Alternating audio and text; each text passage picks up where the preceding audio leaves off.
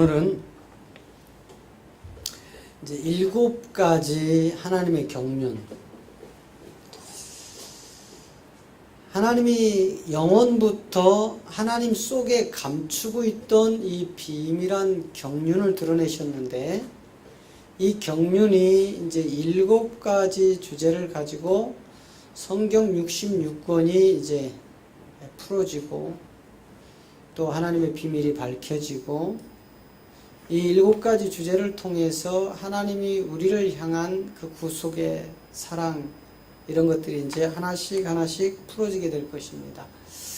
그 첫 번째가 우리가 이제 하나님을 알아야, 하나님이 어떤 분이라는 그 실체를 알아야 그 하나님을 믿고 그 하나님이 우리에게 원하는 믿음을 가지게 되는 겁니다. 여러분, 믿음이라는 것은 우리가 이 땅에서 살아가면서 수도 없는 믿음이 있어요.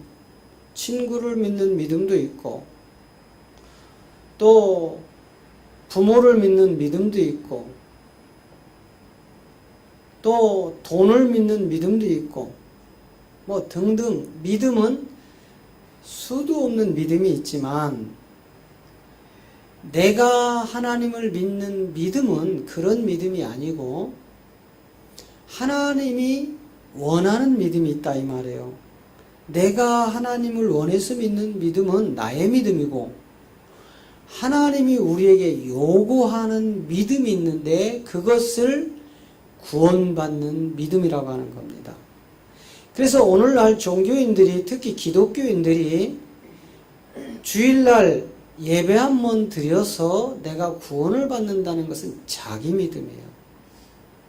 이 자기 믿음으로는 절대로 천국을 갈 수 없습니다.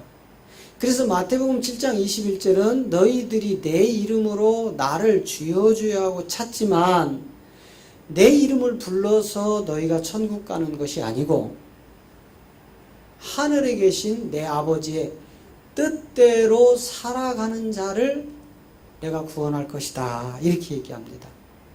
그런데 어찌된 일인지 이런 성경의 말씀들, 이 디모데후서 3장을 통하여 우리에게 하나님의 말씀, 이 성경은 하나님께서 감동을 시켜서 하나님의 영으로 감동하여 기록된 내용이라고 했는데, 인간들이 사사로이 풀어서 이런 하나님의 실체를 딱 드러내놓고 보니까 종교의 믿음의 대상이 된 것이 바로 오늘날 내 대신 죽은 예수만 믿으면 천국 간다는 게 나의 믿음이었어요. 나의 믿음. 그런데 성경은 대신 죽은 예수를 너희가 믿느냐?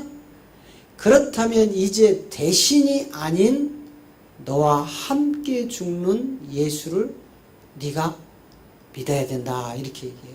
그러니까 이 함께 죽는 게 뭐냐면 예수님과 내가 하나 되는 세례예요. 세례. 이건 죽음을 통해서 밖에는 오지 않는 것인데, 그래서 우리에게 사도 바울이 로마서 6장에서 네가 예수와 함께 죽고 함께 장사 지내고 함께 살아났느냐, 이 말씀을 하시고요. 또 사도 바울이 또 고린도 교회를 향하여 고린도후서 5장에서 대신 죽은 예수를 이야기를 하지만 실상은 대신 죽은 예수의 결말이 뭐냐면 이제 너를 위하여 대신 죽은 예수가 너를 위하여 죽을 때 너도 함께 죽었기 때문에 너는 없다, 이렇게 딱 못을 박아놓습니다. 우리 고린도후서 5장 14절 15절을 한번 읽어보겠습니다.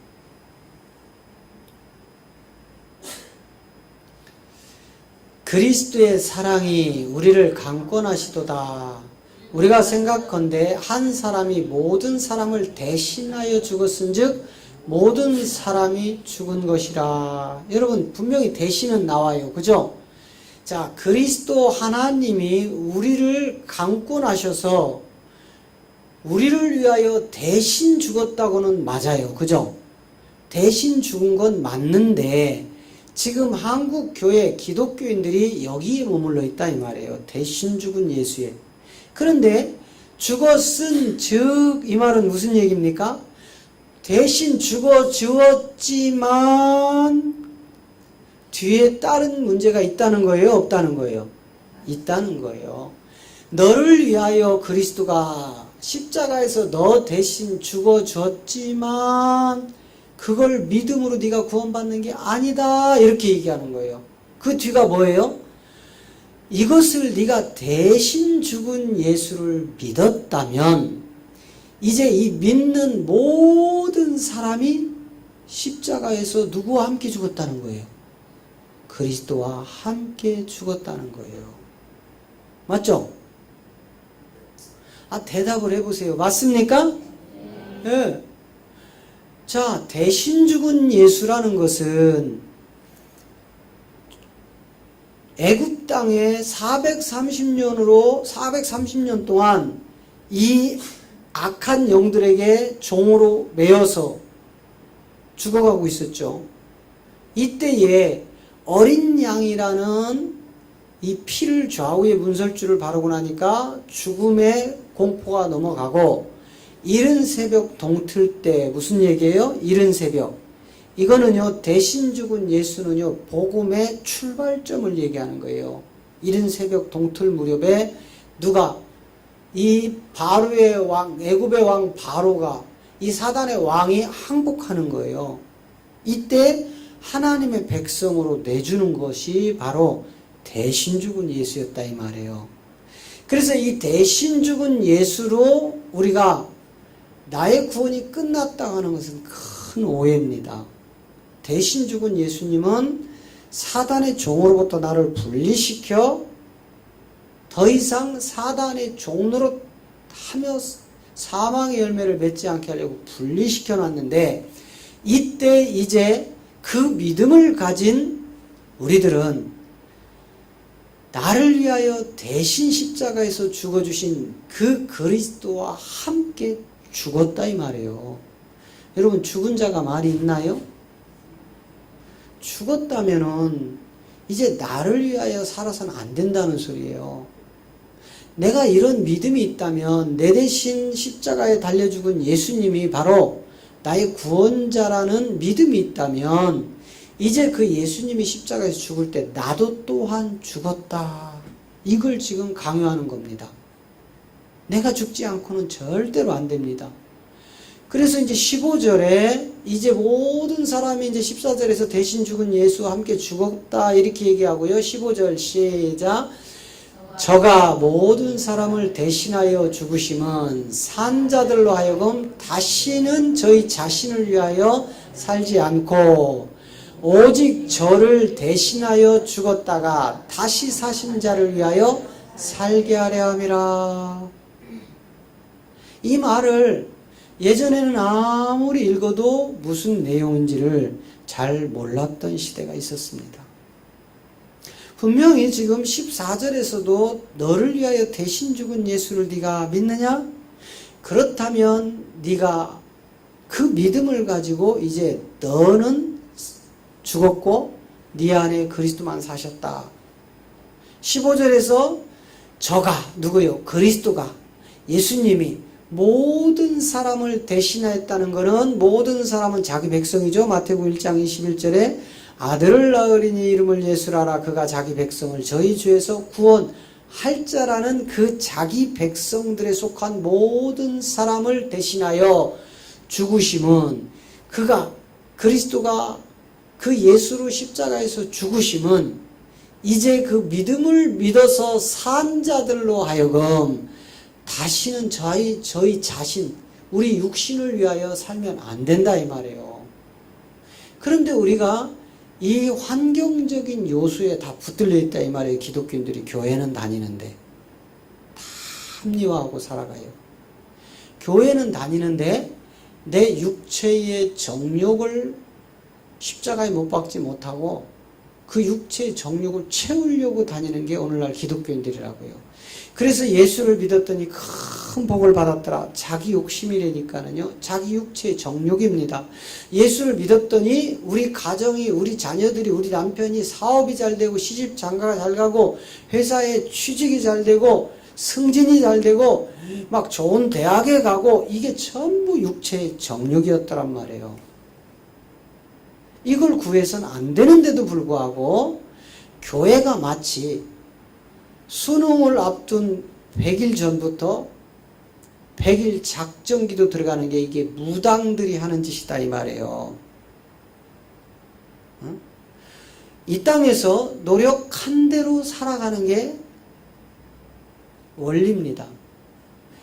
학생들도 여전히 내가 수능 전에 공부를 한 만큼 대학에 가게 되어 있어요. 그런데 우리 자녀들이, 특히 교회를 다니는 그 자녀들이 공부를 안 했어요.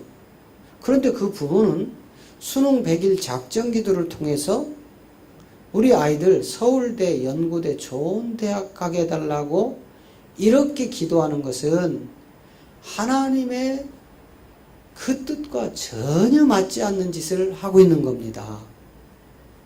그런데 이것을 기독교는 서슴없이 하거든요. 하나님이 마치 도깨비 방망이를 들고 우리가 기도할 때마다 즉시 도깨비 방망이를 두드려서 응답해 주시고 그 길을 활짝 열어주는 그런 하나님만 찾는 게 오늘 기독교인들이었습니다. 그런데 성경은 반대로 이야기하고 있어요. 이 악하고 음란한 세대들이 구하는 것이 표적이라. 예수님이 그렇게 많은 기사와 표적을 일으켰던 그 동네가 예수를 가장 안 믿었던 동네였어요.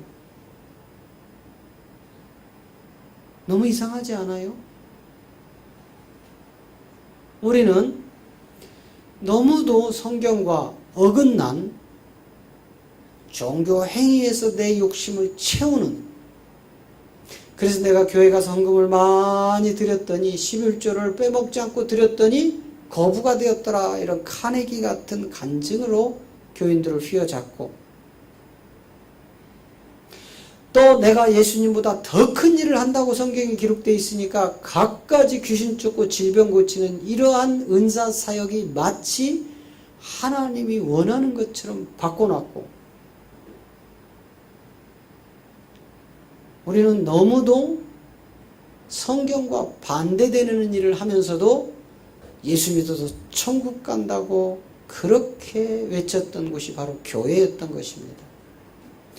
이제 모든 사람을 대신하여 죽어주신 저 예수님을 통해서 이제는 나 자신을 위하여 사는 삶이 아니라 나를 위하여 대신 죽었다가 부활하신 그리스도를 위한 삶으로 우리가 바뀌어질 때 이제 비로소 그리스도 예수의 사람들이 되는 겁니다.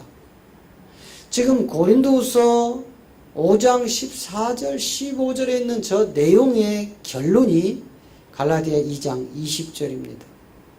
자, 같이 한번 봅니다. 내가 그리스도와 함께 십자가에 못 박혔나니 그런즉 이제는 내가 산 것이 아니요 오직 내 안에 그리스도께서 사신 것이라.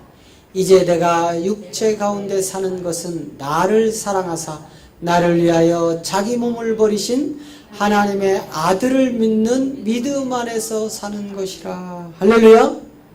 우리 기독교인들이 모두가 이 생명으로 거듭나야 되는 겁니다. 이게 하나님의 뜻인 것입니다.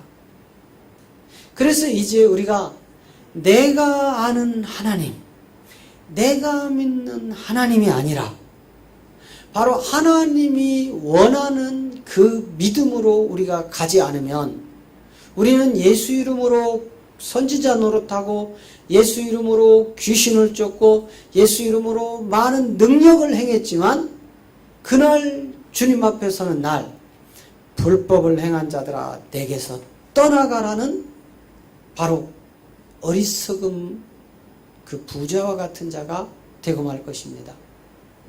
결국은 마태복음 7장 22절 23절을 통해서 이제 너희에게 그 예수 이름으로 행해지는 거짓 선지자 노릇, 예수 이름으로 행해지는 귀신 쫓는 것들, 예수 이름으로 행해지는 많은 능력을 가진 자들아, 바로 그것이 바로 불법이었다고 우리 성경은 말씀하고 있습니다. 자, 마태복음 27장 22절 23절을 봅니다. 그날에 많은 사람이 나더러 이르되 주여 주여 우리가 주의 이름으로 선지자 노릇하며 주의 이름으로 귀신을 쫓아내며 주의 이름으로 많은 권능을 행치 아니하였느니까 하리니 그때 내가 저희에게 밝히 말하되 내가 너희를 도무지 알지 못하니 불법을 행하는 자들아 내게서 떠나가라 하리라. 왜? 저들이 예수님의 이름으로 선지자 노릇, 목사, 전도사, 강도사, 권사, 안수집사, 장로 이런 일들을 했다 이 말입니다. 선지자 노릇. 그리고 그들은 예수 이름으로 귀신을 쫓고 은사적인 측면에서 얼마나 많은 무당짓을 했습니까? 꿈꾸고 예언하고 환상 보고. 그런데 그것이 바로 불법이었다는 거예요. 왜 그렇습니까? 내가 날 대신하여 십자가에 죽으신 예수님과 내가 합하여 함께 죽는 세례가 없이 행해진 것들은 이 부활의 생명을 받지 못하고 행해지는 모든 예수 이름으로 자행되는 그런 선지자 노릇, 예수 이름으로 자행하는 귀신 쫓는 이런 짓들, 능력을 행하는 이런 짓들은 바로 불법이라고 성경은 기록하고 있는 것입니다.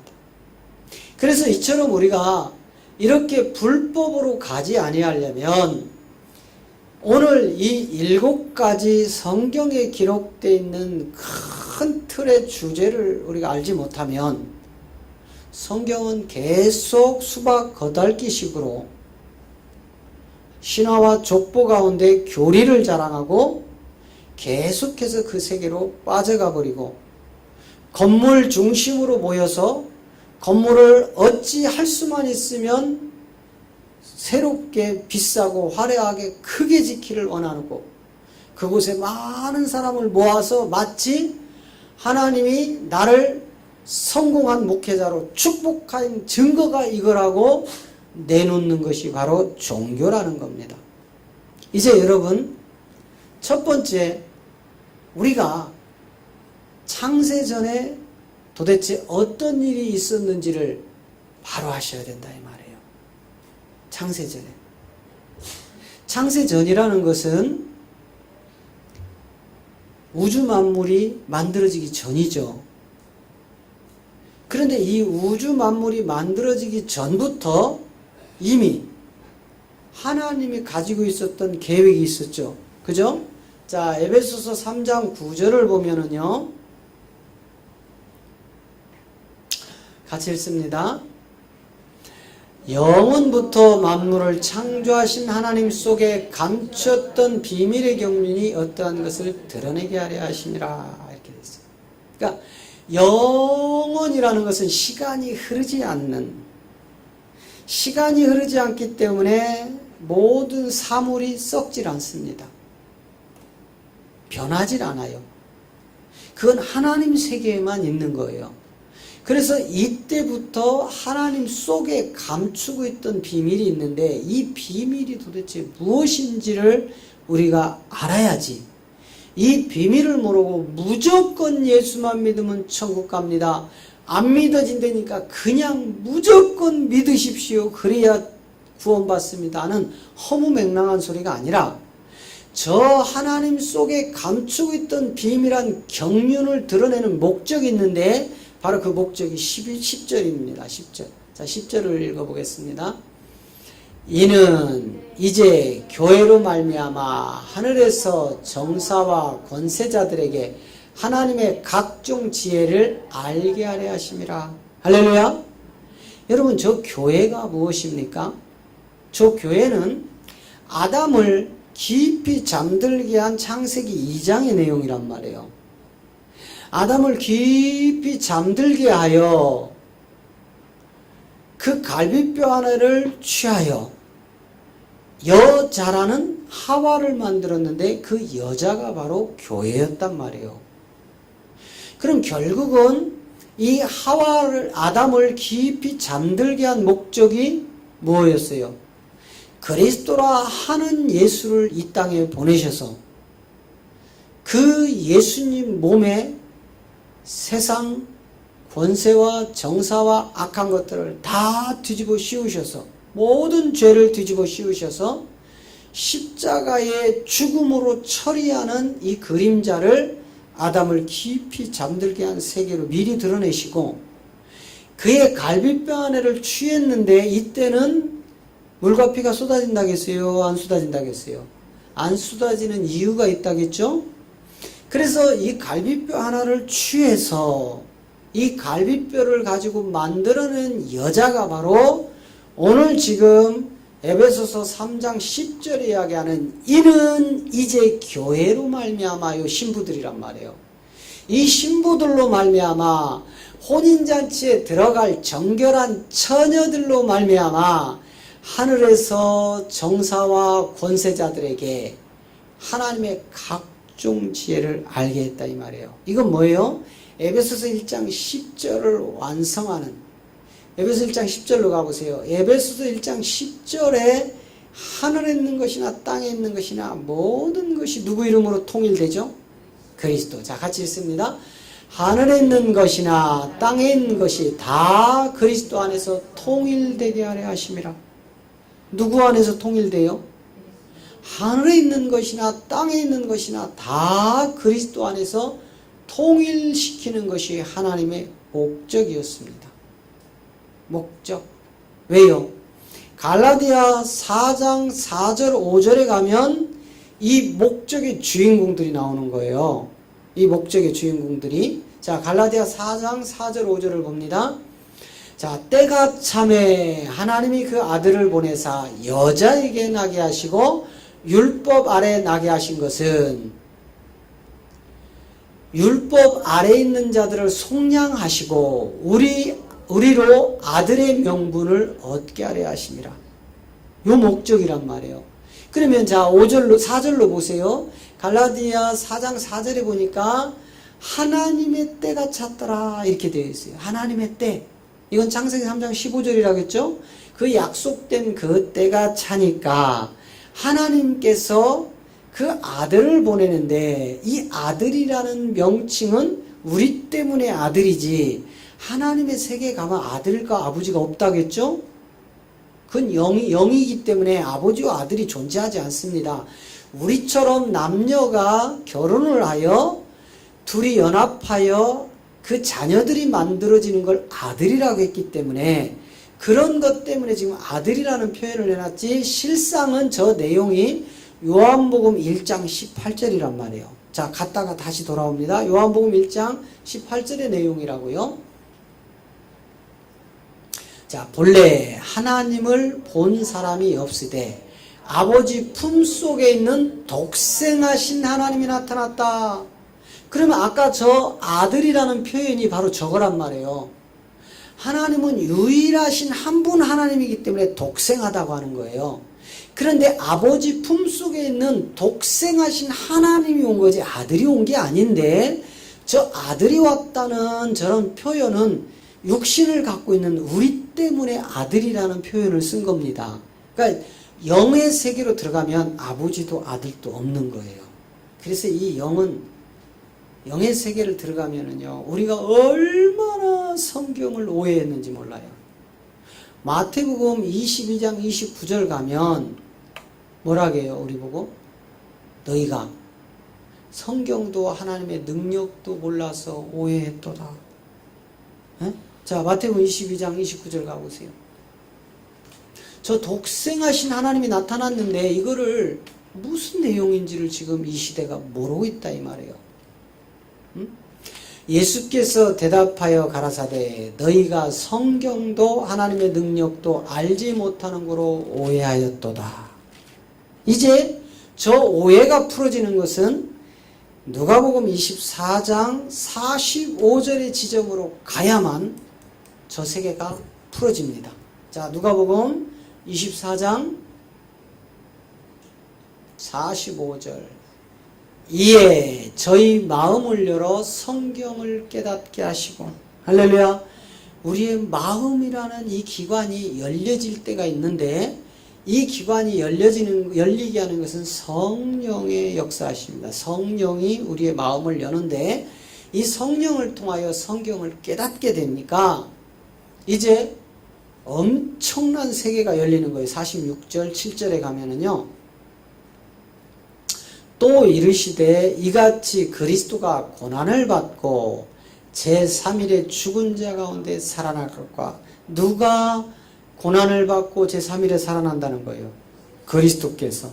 이렇게 살아나니까 47절에서 이제 그의 이름으로 죄사함을 얻게 하는 회개가 예루살렘으로부터 시작하여 온 족속에게 전파될 것이니라. 전파. 여러분, 전도와 전파는 하늘과 땅 차이입니다. 이제 예루살렘에서부터 시작되는 모든 족속에게 전파될 이 복음이 바로 오늘 마지막 끝자락의 말일에 드러나는 시온의 비밀이란 말이에요. 시온. 그래서 다시 갈라디아 4장 이제 4절로 돌아가면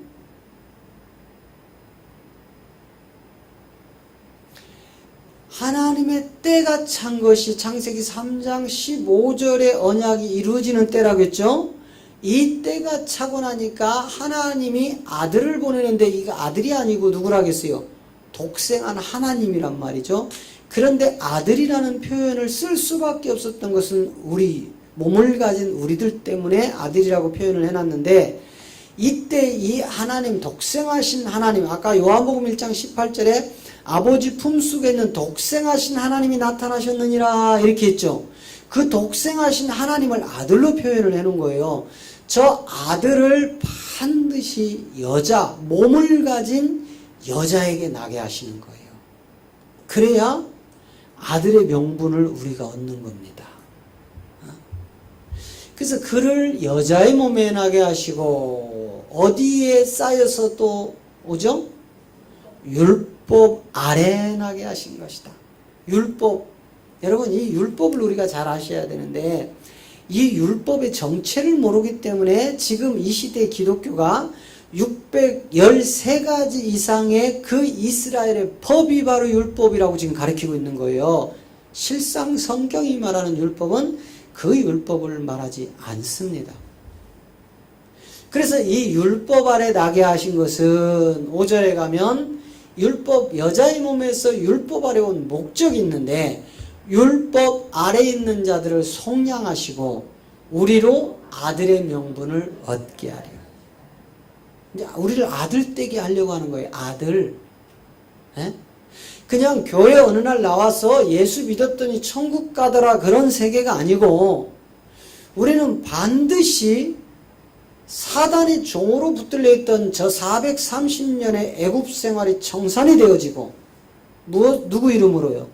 예수 이름으로요. 유월절 어린 양 예수 이름으로 청산이 되어지고, 이제 하나님이 마귀의 종으로 있던 우리들을 유월절 예수님의 피를 통하여 하나님의 백성으로 끄집어내면, 이제 지금까지 고린도후서 5장 14절 15절의 내용과 또 갈라디아 2장 20절의 그 목적의 그 생명들이 일어나면, 우리가 비로소 하나님의 자녀라는 씨를 받아서, 그게 로마서 6장 4절을 통하여 그 씨가 우리 안에 들어오면, 이때부터 갈라디아 4장 6절이 이야기하는 마음속에 아들의 영이 들어와서 하나님을 아버지라 부르는 이런 관계가 되어지는 이 생명들을 통하여 이제 진짜 아들의 명분을 얻는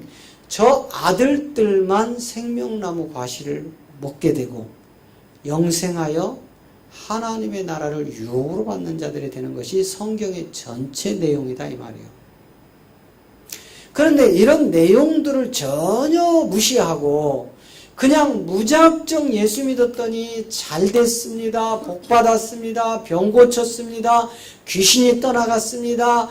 환상을 보니까 꿈을 꾸니까 그 예언대로 다 맞아 떨어졌습니다. 우리 하나님 좋으신 하나님, 전능하신 하나님, 능력의 하나님이라고 이렇게 기독교가 사람의 수를 모아놔 버리니까 결국 마지막 때가 가까우니까 이 악한 영들이 이제 쪼아먹기 시작한 게 바로 이단들이란 말이에요. 신천지, 안상홍이, 통일교, JMS 정명석이, 하나님 아빠 아버지 박명호, 시온이라는 이런 자들이 교인들을 지금 다 빼어내가도 교회가 대안이 없는 거예요.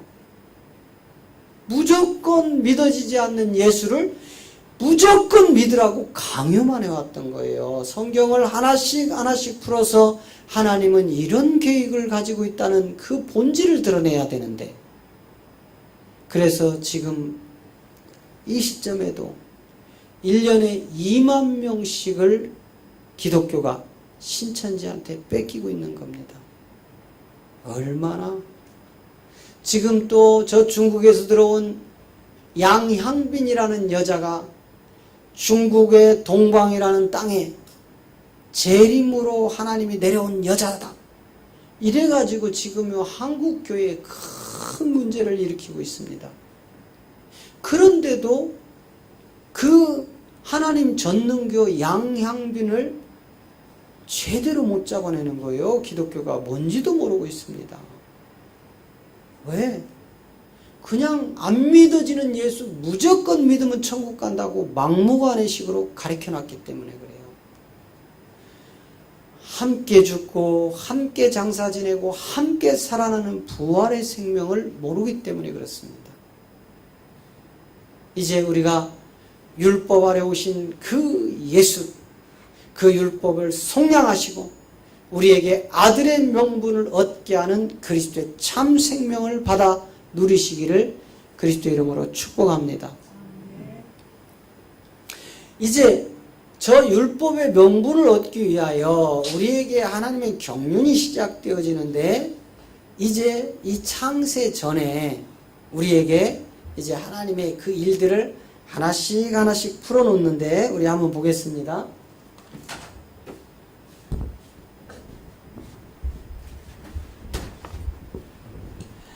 자,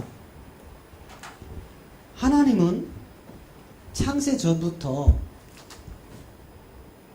우리를 향한 엄청난 구원의 계획을 가지고 계셨어요. 그런데 이 구원의 계획이 그냥 우리 오늘 이 현실에 안주하고 있는 그저 건물 크게 짓고 사람 많이 모아서 잘 먹고 잘 사는 기독교가 아니라 한 사람 한 사람이 그리스도의 신부로 정결한 처녀가 되어서 이제 그 혼인잔치에 들어가 그리스도와 함께 이 생명을 얻어서 유업을 잇는 길로 가는 것을 하나님은 교회라고 합니다.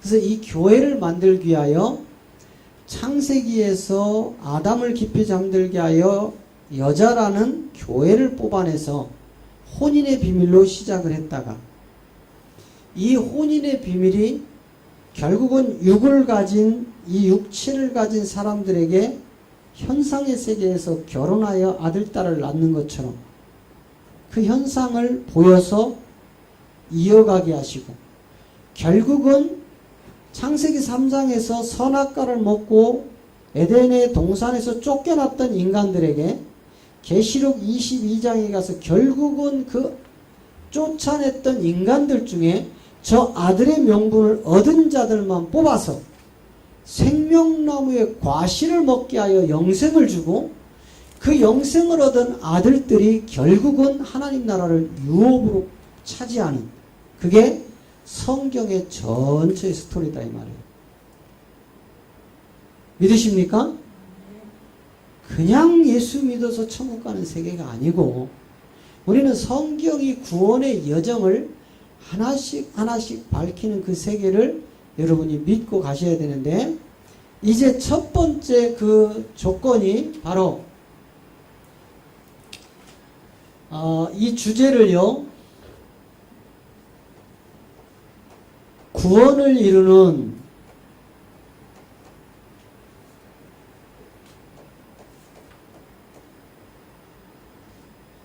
일곱 가지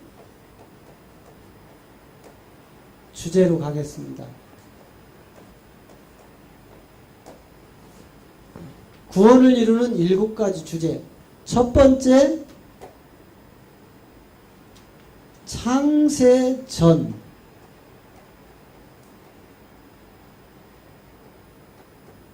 창세전엔 어떤 일이 있었나?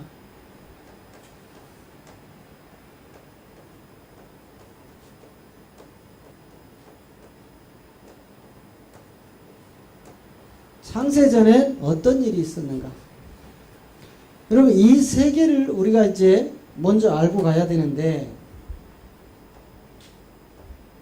창세전에는, 자, 성경에서 창세전에 어떤 일이 있었는지에 대해서 이제 곳곳에 기록이 되어 있는데, 특히 이제 히브리서 1장에 가면 이 히브리서 1장을 통해서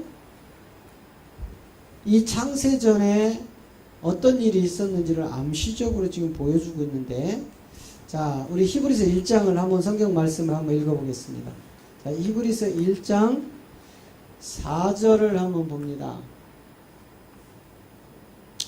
4절 5절을 보면, 저가 천사보다 얼만큼 뛰어남은 저희보다 더욱 아름다운 이름을 기업으로 얻으심이니. 5절, 하나님께서 어느 때 천사 중 누구에게 네가 내 아들이라 오늘날 내가 너를 낳았다 하셨으며, 또다시 나는 그에게 아버지가 되고 그는 내게 아들이 되리라 하셨느뇨. 자, 지금 천사가 나옵니다. 첫 번째 창세 전에 피조된 세계가 있었어요.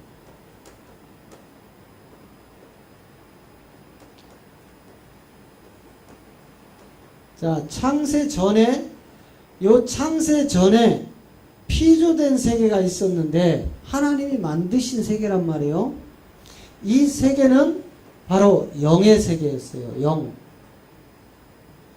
우리처럼 이런 육의 세계가 아니고, 하나님은 영이시니, 요한복음 4장에 가면 하나님은 영이시니 이렇게 되어 있죠.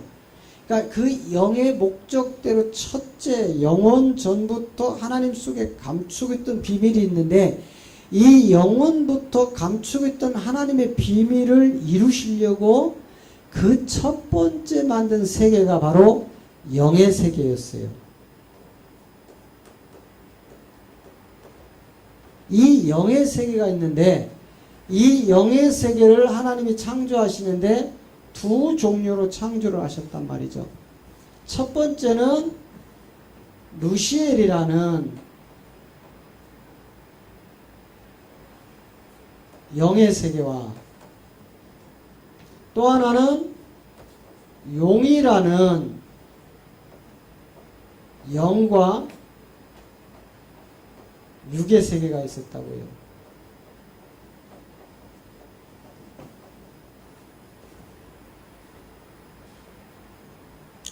이 세계를 통해서 하나님이 에스겔 28장과 이사야 14장을 통해서 이제 하나님이 그 세계를 우리에게 나타내 주고 있는 거예요. 그래서 이 루시엘 영의 세계는 베드로후서 2장 4절과 유다서 1장 6절을 통하여 이 세계를 왜 먼저 하나님이 지옥에다가 가둬놨는지. 자, 한번 유다서 1장 6절을 한번 보겠습니다. 유다서 1장 6절에 보니까 또 자기 주의를 지키지 아니하고 자기 처소를 떠난 천사들을 큰 날 심판까지. 예. 분명히 지금 그렇죠. 천사들이라겠죠. 그죠?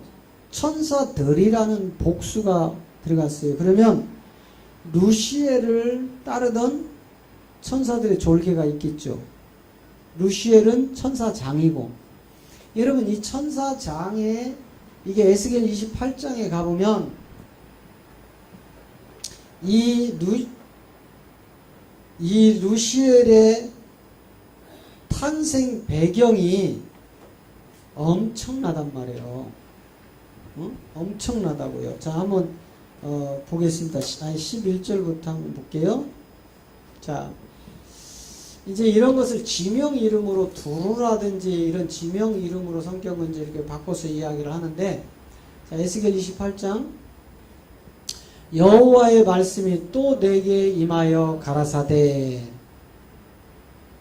인자야 두루 왕을 위하여 애가를 지어 그에게 이르기를, 주 여호와의 말씀에 너는 완전한 인이었고 지혜가 충족하며 온전히 아름다웠도다.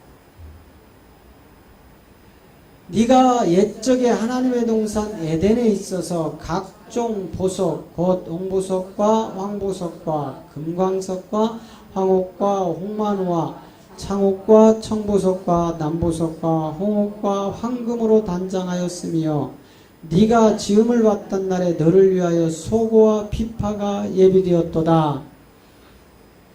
너는 기름 부음을 받거든 덮는 그룹이며 내가 너를 세우며 네가 하나님의 성산에 있어서 화강석 사이에서 왕래하였도다. 지금 이제 이 천사 탄생이라고 하면 좀 그렇죠. 창조, 하나님이 먼저 영의 세계를 만들 때 이 천사장 루시엘을 만드는 배경인데, 이 그룹이라는 기름 부음을 받은 그룹은 계시록에 가면은 천사들을 그룹이라고 표현을 해놨어요. 그래서 이 그룹이라는 천사들이 이제 만들어졌는데, 하나님의 성산, 여러분 저 하나님의 성산을 계시록 21장에 가면 이제 저 하나님의 성산이 완벽하게 드러나요. 저 성산이 무엇인지. 근데 저기에서 화강석 사이에 왕래했다 해서 이것들이 만들어졌는데, 이제 하나님이 이것들이 타락되어지는 이 세계 속에서 세상 끝날 마지막 심판 때에다가 이 자들을 지옥에다 가두는데, 아까 유다서 1장 6절에 가니까 가두죠. 이거를 이제 베드로후서 2장 4절에 가니까 정확하게 이걸 지옥에 갔다, 여기는 흑암에 갔다 가뒀다고 이렇게 되어 있죠. 자, 4장 6절에 가니까, 2장 4절에 가니까 하나님이 범죄한 천사들을 용서치 아니하시고 지옥에 던져 어두운 구덩이에 두어 심판 때까지 지키게 하셨다. 그래서 이 루시엘이라는 이것들이 이제 타락된 배경이 아까 뭐였어요? 히브리서 1장 5절 내용이었단 말이에요. 자, 히브리서 1장 5절을 한번 보면,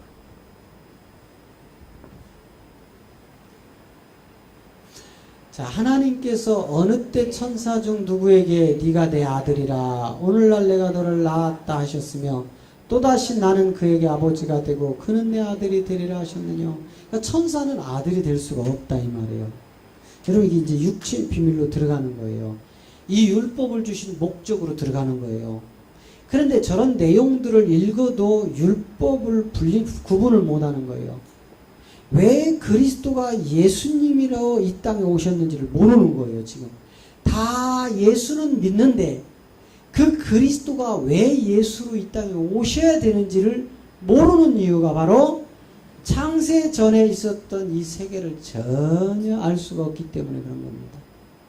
결국은 이제 이 영의 세계를 통해서 드러나는 이 세계인데, 이때 이제 루시엘이라는 천사장과 그의 졸개들, 이제 용의 세계가 드러나는데, 여러분 이 용의 세계를 보면 창세기 1장에서 다 드러나죠.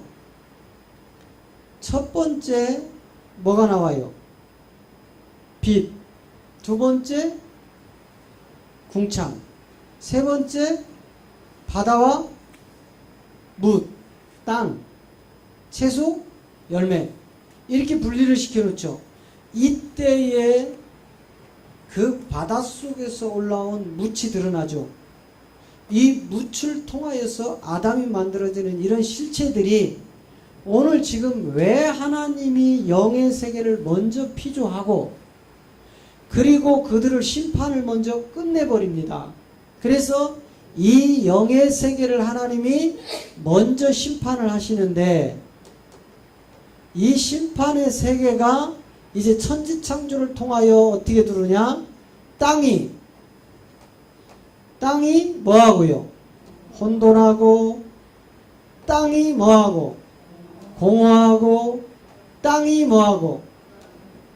흑암이 깊음 위에 있는 이 세계를 통하여 하나님은 누구를 만들어내요? 아담이 나온다 이 말이에요. 아담. 이 작업을 하시기 위하여 하나님은 먼저 창세 전에 이런 세계들을 정확하게 하나님의 계획대로 그 시간표에 맞춰서 하나님의 경륜의 때가 하나씩 하나씩 드러나게 하시는 겁니다. 그래서 이제 이 용이라는 이 실체가 왜 묻이라는 땅을 바닷속에 감춰놨다가 아담을 만들기 전에 먼저 이 용을 바다에 가둬서 요 세계가 혼돈하고 공허하고 흑암이 깊음 위에 있는 이 세계들로 뽑아내는지, 그래서 이제 용이라는 실체를 드러내기 위해서 이사야 14장 이제 12절부터 보면, 자 12절부터 보세요. 너 아침의 아들 계명성이여 어찌 그리 하늘에서 떨어졌으며 너 열국을 얻은 자여 어찌 그리 땅에 찍혔는고. 자 계시록 12장에 가면 하늘에서 떨어져요 안 떨어져요? 누가 떨어져요? 용이 떨어진다니까는요. 용이. 자 계시록 12장 7절부터 우리 한번 봅니다. 하늘에 전쟁이 있으니 미가엘과 그의 사자들이 용으로 더불어 싸울세. 용과 그의 사자들도 싸우나 이기지 못하여 다시 하늘에서 저희의 있을 곳을 얻지 못한지라. 큰 용이 내어 쫓기니 옛뱀 곧 마귀라고도 하고 사단이라고도 하는 온 천하를 꿰는 자라. 땅으로 내어 쫓기니 그의 사자들도 저와 함께 내어 쫓기니라. 자 이사야 14장 12절이 이야기하는 너 계명성의 아들이여 네가 어찌하여 하늘에서 땅에 찍혔는고 그러죠. 지금 누굴 얘기하는 거예요? 용을 얘기하는 거죠. 그죠? 요놈을 잡아봤더니 에덴의 동산에 있었던 그 옛뱀이었더라 이 말이에요. 그래서 여러분 실질적으로 저 세계를 쭉 추적을 해보면은요, 첫째 루시퍼가 있고, 이 루시엘이 루시퍼가 되죠. 요 밑에 이제 하나씩 드러나요. 누가 있어요? 용이 있고, 용 밑에 누가 있어요? 마귀, 사단이 있고, 요 마귀 사단 밑에 누가 있어요? 귀신이 있고요. 요게 이제 실체란 말이에요. 그런데 지금 이 루시퍼가 누군지, 용이 누군지, 마귀 사단이 누군지, 귀신이 누군지를 전혀 눈치채지 못하는 게 한국 기독교예요. 물론 이제 뭐 여전히 예수가 그리스도 된 복음을 얻지 못하면 그냥 예수로 믿어버리면 로마서 9장 5절이 이야기하는 너희가 예수를 그리스도로 믿지 않으면 구원이 없다는 그 실체란 말이에요. 그리스도가 바로 우리의 구원자라고 하는, 예수가 그리스도 됐다는, 예수가 그리스도라는 그 실체를 오늘날 그 생명으로 주님의 양들에게 전해주지 못한다면 이 실체는 하나도 벗겨지지 않는다는 거예요. 다시 이사야 14장 13절로 가보세요. 12절에 이제 내어 쫓기고 나니까 네가 네 마음에 이르기를 내가 하늘에 올라 하나님의 뭇별 위에 나의 보좌를 높이리라. 내가 북극 지폐 산 위에 좌정하리라. 여러분 저기서 이야기하는 하늘의 뭇별이 뭔 줄 아십니까? 구원받은 후사 아들들을 얘기하는 거예요. 저 아들들이 보좌 앞으로 갈 거거든요. 그러니까 이놈이 처음부터 이 보좌의 세계를 노렸던 놈이라고요. 아들들이 돼서. 그런데 하나님은 너는 낳은 적이 없다고 얘기를 해요. 이 천사들에게. 나는 너를 낳은 적이 없다. 나는 네 아버지 된 일도 없다. 그런데 저놈들은 뭐라고 해요? 아들을 되고 싶어 하는 거예요. 근데 이 아들은 십자가를 통하지 않고는 절대로 만들어지지 않습니다. 그래서 예수님이 이 땅에 오셔서 수많은 기사와 표적을 일으킬 때 어떠한 사람도 예수를 하나님의 아들 그리스도로 안 자가 없어요. 물론 고린도전서 2장을 통하여서 하나님이 본래부터 인간들의 귀와 눈을 다 막아서 예수를 십자가에 죽일 작정이었기 때문에 예수를 그리스도로 모를 수밖에 없었던 지난날인데, 이제 십자가를 지나서 예수가 그리스도로 살아나면 사도들이 복음을 전하는데 이때부터는 그 혼을 뺏긴 인간들이 믿지 않고 사도들마저도 다 순교 현장으로 보내버리는 거예요. 오늘 어찌 우리 기독교와 이렇게 똑같을까요? 어찌 이렇게 똑같을까? 이 복음을 전해보면은요, 안 믿습니다. 다 안 돼, 자기들도. 내가 예수님 하면 다 그리스도 부르는 거래. 그런다고 그렇게 됩니까? 다 안 돼. 육체의 비밀이 무엇인지, 율법을 주신 목적이 무엇인지, 오늘 이 7가지 주제, 첫 번째 창세전에 어떤 일이 있었나? 두 번째, 천지창조는 하나님이 왜 하셨는가? 세 번째, 그 천지창조 6일의 비밀이 무엇인가?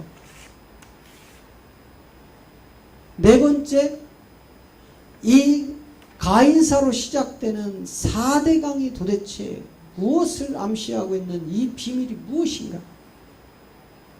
다섯 번째, 이제 이 4대강을 통해서 드러내니까 뭐가 나와요? 4대강을 통해서 드러나니까 노아 홍수를 통해서 이제 드디어 하나님이 내가 너희를 물로 다시는 심판하지 아니하리란 무지개 7색깔의 비밀이 도대체 무엇인가?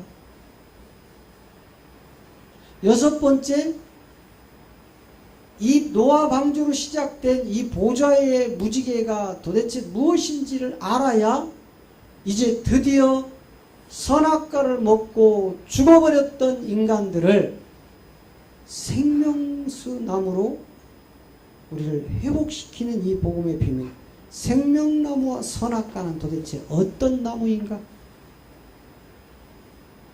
마지막으로 이 생명나무와 선악과의 비밀이 밝혀지고 나면 이제 끝자락 혼의 목자 그리스도를 만나는 혼과 영의 비밀을 찾아내야 되는데, 도대체 왜 아나니아와 삽비라는 혼이 떠나고 예수님과 스데반은 영이 떠나야만 했는지, 이런 구체적인 구원의 섭리를 성경을 통하여 제대로 기록해 놨는데 오늘날 신화와 족보 가운데 철학의 그 헛된 몽학선생을 쫓는 철학으로 무장된 기독교인들이 이 영의 비밀을 알려하지 않는다는 게 더 큰 문제인 겁니다. 그래서 오늘 기독교인들은 마치 예배의 행위로 건물 중심으로 모여서 찬양하고 헌금 드리고 봉사하고 이러면 마치 구원을 따는 당상처럼 얘기하는데 그런 구원은 성경에 없더라 이 말입니다. 이제 왜 저 용이 하나님의 뭇별 위에 자기의 보좌를 올려놓고 그 세계에 들어가려고 하는지를 아셔야 된다 이 말이에요. 계시록에서 그 용의 꼬리로 하늘의 별 3분의 1을 떨구는데 이 3분의 1을 우리 기독교는 주의 종들이라고 하는데 착각하면 안 돼요. 그건 주의 종들이 아니고 구원받은 후사 하나님의 나라를 유업으로 받을 자들을 그 꼬리로 떨구는 겁니다. 그러면 여기서 3분의 1의 별이 떨어진 그 아들들은 도대체 실체가 누구냐 이 말이에요. 그걸 알아야 되는데 우리는 그저 막 종교 행위로 건물 중심의 교회 십자가를 붙인 그곳에 와서 그냥 마치 행위하면 구원받은 줄 알아요. 안식일을 마치 오늘 이 시간에 여기 와서 예배드리고 물질드리고 기도하고 각종 부서에서 프로그램에 의하여 내가 헌신하면 나는 안식일을 지켰다. 그런 안식일은 없습니다. 오늘 주님의 날 이 거룩한 날은 로마서 12장의 1절이 이야기하는 그 실체가 되지 않고는 하나님이 받는 예배는 없습니다. 로마서 12장 1절을 봅니다.